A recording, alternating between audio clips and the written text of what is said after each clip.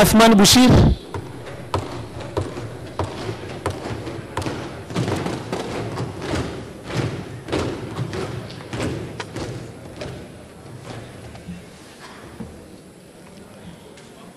Mimi Zuena Athmani Bushiri naapa kwamba nitakuwa mwaminifu kwa Jamhuri ya Muungano wa Tanzania na kuitumikia kwa moyo wangu wote, na kwamba nitaihifadhi, nitailinda na kuitetea Katiba ya Jamhuri ya Muungano wa Tanzania kwa mujibu wa sheria kama ilivyowekwa. Mungu nisaidie.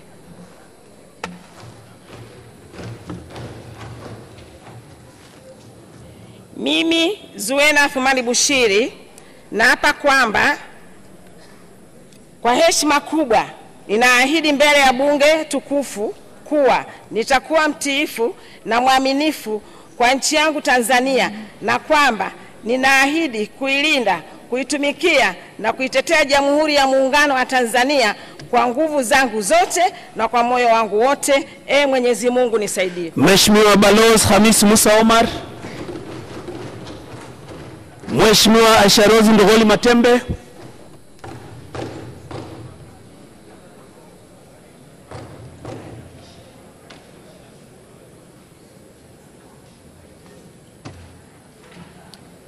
Mimi Aisha Rose Ndogholi Matembe nathibitisha kwamba nitakuwa mwaminifu kwa Jamhuri ya Muungano wa Tanzania na kuitumikia kwa moyo wangu wote, na kwamba nitaihifadhi, nitailinda na kuitetea Katiba ya Jamhuri ya Muungano wa Tanzania kwa mujibu wa sheria iliyowekwa. Ewe Mwenyezi Mungu, naomba unisaidie.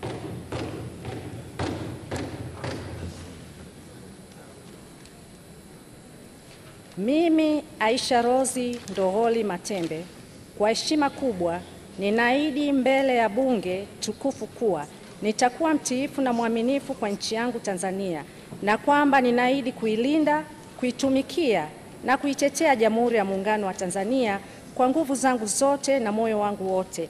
Ewe Mwenyezi Mungu, naomba unisaidie.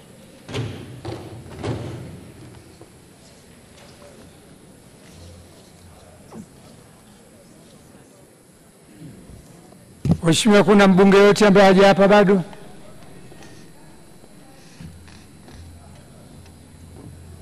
Kama kuna mbunge ambaye haja hapa, atatoa taarifa kwa katibu na atafanya utaratibu maalum wa kuapishwa.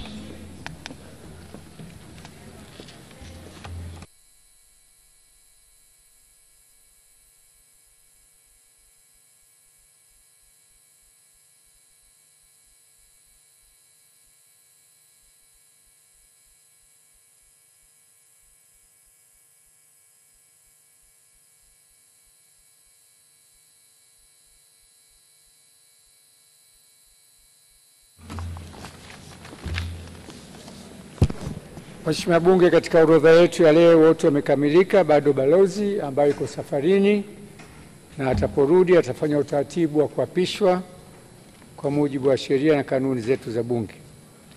Mheshimiwa Bunge, nashukuru sana kwa kazi nzuri mliofanya. Tumemaliza vizuri wote. Sasa nyinyi mna hadhi ya kibunge kwa mujibu wa sheria.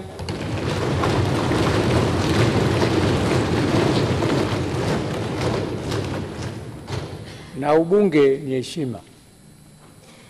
Jiheshimu mitaani, jiheshimu mundani, jiheshimu kwa wananchi wenu waliowaleta hapa. Kesho Alhamis, kikao cha 3 cha mkutano wa kwanza wa Bunge. Kazi tukifanya kuthibitisha uteuzi wa waziri mkuu,